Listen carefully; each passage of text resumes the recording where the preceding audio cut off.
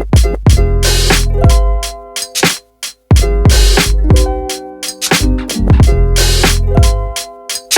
right, guys, this is Joe and Lance with the Q4, really the 2023 review of the JVP Ventures X Fund. We're going to kind of touch base on what's going on with the properties, what we've accomplished last year, and what the plan is going forward for 2024. And then we're going to finish. And we're going to finish up with the tax advantage that we're going to roll through to everyone and explain kind of how that works to make sure that you're obtaining that depreciation against the income, because that was a major part of this. Yeah, absolutely. All right. So I'm going to kind of run through the properties right now that are in the fund. If you do not have, let me just kind of sidewind here, is I know some people have been having an issue with Door Loop. Make sure that you have access to this, because you can see the full P&Ls of every single property, complete transparency, and you can see everything that you own within the fund. Everything will be in there as the K1s and everything. Everything will be uploaded into your portal platform. It's a really useful program. We use this to manage all the properties, inquiring everything, and then for the syndicate, right, in this fund, you can see everything that's going on with the property. Yeah, and if you can't, shoot me an email or shoot you an email. And we'll get it taken care of. Yeah, the two of us or Elaine will reach out and we'll get it squared away. I know we've been working out with this on people. So. All right, so just to talk about some of the properties, a lot of you know what we've been buying. We've been doing those in the reviews last year as we've been progressing, but I'm just going to run through that really quick. So we have, starting in Paterson, we have 199 West Broadway. This is a brand new build that we bought. It is officially 100% occupied. It's doing really, really well. That's one of the properties that came with that 30-year tax abatement. So this property is sitting in a phenomenal position right now, okay? Then we have 39 Arlington Ave up here in Sussex, New Jersey, which is in Arlington, New Jersey. It is a 6-unit. We got this property in a great position, and we have some great enhancements happening this year on that one. All right. Then we have 4 Jefferson Street, and that is in New Jersey. That is a 2-family home. A lot of great progress, fully occupied. Good long-term tenants are already placed. Very minimal repair work is there. Okay. 7 Harrison was existing tenants. We've spent, I think, less than $400 or $500 last year in repairs. Long-term tenants that live there occupy both sides. And you kind of forget that one's in the fund because we do nothing. Yeah, sometimes it's like unbelievable. Sometimes you get phone calls from the same freaking people over and over again about repairs. You never get anything from this place. All right. And then our one that I'm very proud of that we put into this is 1315 Mill Street in Sussex Borough. It is a mixed use, 11 units of 4 commercial and 7 residential. Okay. So the reason why I like this property so much was the owner that we purchased this from kept this building immaculate. Yeah, this was one of those, and Lance always makes fun of me because I am brutal when it comes to for repairs and credits on things. I literally destroy people when it comes to that. And I walked through this and I went through the inspection report and I scratched my head. I'm like, I don't even know if I can ask for anything. It was in such good shape. Just fix an outlet just so you actually have something. Literally. Yeah. Right. We asked for things that I typically don't ask for in repairs. And it was immaculate. The guy had a business within it. It's actually the only empty space in the building currently. But this building has the most upside of everything that we have currently in the fund. Okay, and then lastly, the only thing that we haven't closed on yet is one door down in Paterson, 192 West Broadway. It is a 6-unit building, another brand new build. The reason why that I was so adamant about not walking away from this building was because it also comes with a 30-year tax abatement. Same exact builder as before, same warranty, phenomenal place. And it's just about done. They're just waiting for the electric company to officially turn on the power on the connection from the street to the building. And renting that's not going to be an issue either. The location, the type of units that they are, we'll have that filled in no time. Correct. And we'll kind of dive into the enhancements on DCA and some affordable housing and whatnot on that. Okay. So I guess, what do you want to kind of jump to next? Well, I just want to kind of go over some economic conditions, because in the marketplace today, you see 2 sides. You see one person that says that real estate's going to climb in value, and you have another one that says real estate's going to crash. When it comes to the commercial space, there's a lot of commercial buildings that are up for a balloon payment or their adjustable rate is going to be renewed. And now they're going from such a low interest rate to a high interest rate. So I do believe that we're going to see the commercial space come down and have some issues. But when it comes to the residential space, I don't think that's going to be the case, because everything that we purchase is under a 30-year fixed. So we don't have to worry about a balloon payment or anything that would adjust to have the cost of borrowing money up. So, in our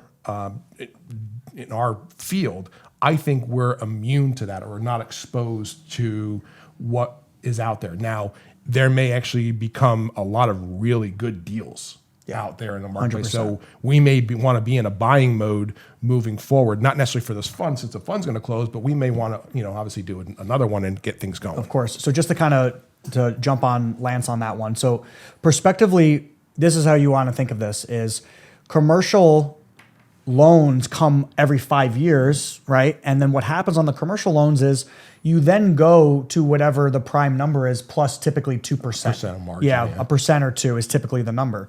So there was a lot of properties that we looked at that we actually walked away from because prospectively, I don't care, and Lance does not care what the interest rate is. I could be 11%, I don't care. Is there an enhancement that allows me to get it into a cash flowing perspective with that high interest rate? And if there's not, and you're buying it at a low interest rate, what's going to happen when that interest rate increases 3, 4, 5%? Correct. What's going to happen is you're going to default on that property. Yeah, there's no way that the rents can cover what the mortgage is. The cost of borrowing money is doubling. Correct, right? So again, when we look at these properties, just because something is really nice and it's 30 units, because I would love to buy properties like that, but when rates were at 4 or 5% or even 6%, if there was no upside, it doesn't make sense to do it. Correct. Right? And what I mean by upside is if we're buying a building, here's a great example. Patterson was a brand new building. So you're instantly going to market value rents. I'm going to give you some numbers here. The 2 bedrooms go for about $2,200 to $2,300 in this building. Okay, so that's market value. That's actually slightly above market value because it's a brand new build. Okay, our interest rate on there, we're fixed. I believe it's a low 6% rate on that. This loan was secured with a no prepayment penalty. So if rates drop to 4% tomorrow, we can refinance out on that property. Okay, and it has the tax abatement and et cetera. Okay. I would not have bought that property if it had full tax implications because it wouldn't have cash flowed at all. It wouldn't have made sense. Right? We wouldn't have put this into the fund, or me personally, I wouldn't have bought this either because of that, because there's no upside on the rent. The only upside on the rent is the annual depreciation and the one commercial unit. Correct, yeah. And it's like $50 a year extra. So it just doesn't make sense to do. So when you break down all these properties, even though, like, great example is Jefferson and Harrison are all at a 9% rate. Guess what? We took over those properties. They follow my 1% rent rule, right? Where they're above 1% of what the purchase price was if you combined it, what we paid for the properties. Same thing with Arlington Ave. And they all have upside on increases. That doesn't mean that we don't have to do renovations, okay? But they work as is. So imagine now we take 3% off an interest rate and we don't even increase rents. The cash on cash improves about 7% a year on those properties alone, not doing a single upgrade. And that just means that you have enhanced distributions. Yeah, so that's what we look at is I look at what are the interest rates. These properties fall into those and they work with those interest rates because of 2 things. And those 2 things are I have enhancements and what can I raise the rents to? And if you follow those 2 things, you will never lose in this scenario. And that's why we also say that year 1 is year 0. Correct. We have to have 12 months or even 14 months to get a building to get tenants out, put new tenants in, change lease terms. So really that first 12 months is year 0. Exactly. And you basically have, we talk about this every day, me and Lance, about how it takes about 8 to 10 or 8 to 12 months to fully stabilize a property. And that's if you're turning tenants or just doing basic rent increases. Correct. Okay. So just to kind of dive into the properties a little bit, 199, it is what it is. It's cash flowing really well. The abatement keeps the cash flow in a strong position there. 100% occupied building there. Okay. 39 Arlington Ave. The goal this year is we are going to be increasing the rent about 20 to 25% on turns and normal increases, which will bring that property to double-digit cash-on-cash return, not including if we do a cash out or if we do a refinance on that property, potentially cash out refinance or just a refinance. Just depends on what's happening. Okay. 4 Jefferson is fully stable. We put market value rents in there with slight increases. All right. But it is doing and cash flowing really well. Virtually no repairs there. 7 Harrison, the same exact thing. We're just doing, we got the tenants on long-term leases and virtually no repairs, and it's moving in a positive direction. So every year we're just going to increase the rent slightly on those. Okay. Mill Street is a very interesting property because the reason why that we took on this deal was for one thing and one thing only. Me personally and Lance together cumulatively, we own about 12 other properties in Sussex Borough, in Sussex County. And we know what market value is on the rents because we've been doing these increases. So these are all 1 and 2 bedroom apartments being rented between 100 and 120% below market value. Okay. So doing increases over the course of 1 to 2 years or just vacating and putting at market value, you're looking at a $5,000 to $7,000 increase on rent roll in the first year, which brings this property to like a 17% cash on cash. Not counting us still having 1 empty commercial space that we're currently attempting to rent the space out, and then normal increases on the other tenants. All right. So that property is going to be in a phenomenal position in 12 to 18 months. Yeah, which is your year zero. Is our year 0, okay? It's still actually cash flowing positive right now. Again, so it goes back to what I said. The interest rate on that property is 7%, but it doesn't really matter because it's still cash flowing. Yeah, absolutely. There's virtually no repairs.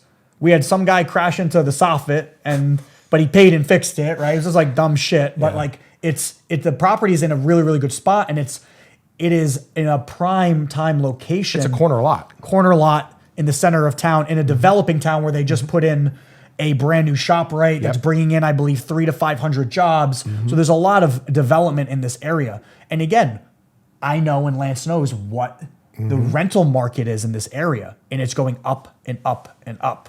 Okay. So this is also why we tend to stick to residential versus mixed use or full commercial. Is because the rental market continues to go up. People are staying in the rental side longer, especially my generation, right? You're having people that are renting into their 40s, okay, opposed to how old were you when you guys bought your first house? I can't remember. It was so long ago. I'm old.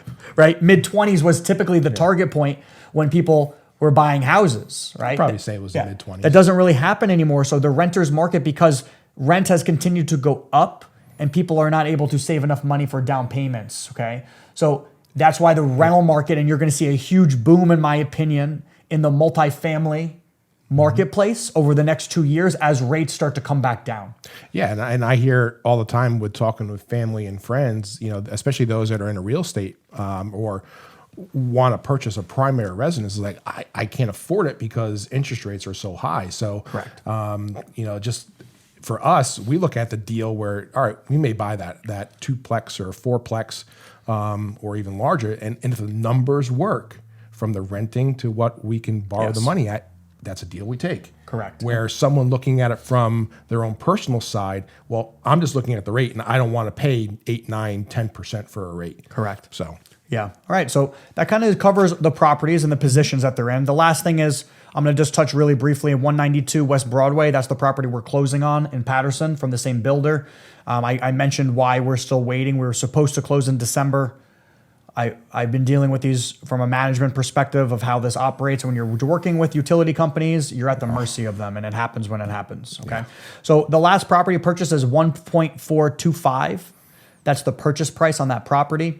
So when that's done, we're going to be bringing in fully occupied here probably around $14,000 a month in rent roll. So it's a very, very strong. And again, 30-year tax abatement. I think the yearly taxes are like $1,600 on this property. It's like being in Kansas.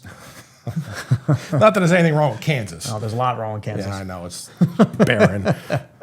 All right, so I'm going to jump with Lance now. We're going to go to interest rates and kind of our perspective here and what our plan is for 2024. Yeah, and the plan really comes in place that we obviously need interest rates to come down. And if they do, and when they do, we're refinancing basically everything.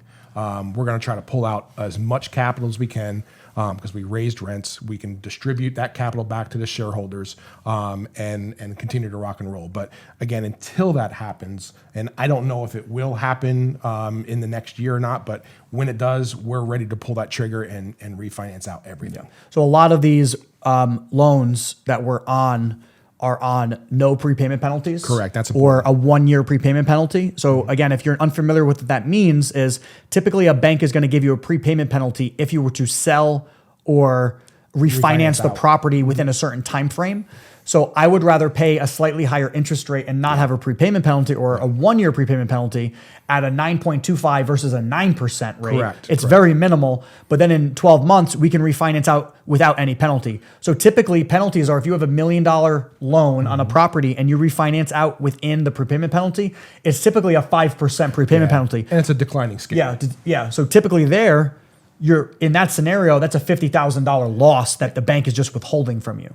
Okay. So that's why I'd rather pay, especially when you know you're going to be doing refinances on these properties, you take the prepayment penalties as is and they're relative to what you're doing with the property. And that was the plan. The plan was we saw where interest rates were and where they were perceived to go. It's like, well, I don't want to put in a prepayment penalty. I'll pay the higher interest rate and then, get out of these when I can, whenever I can. Yes, absolutely. So, but yeah, so the refinances are coming. So now we're going to jump to the last piece here. And this has been a lot of questions that I've been answering, and Lance as well, is we're going to talk about the pass-through depreciation on how that's going to look and how you need to understand this to make sure that you're explaining it to your accountant so they understand it. Most of them understand this. Some of them don't.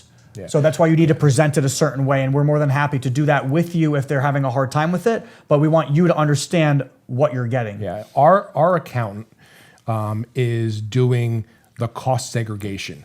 They're doing the annual depreciation. And what's going to happen is in everyone's K1, it's going to have the depreciation already put into place that our accountant does.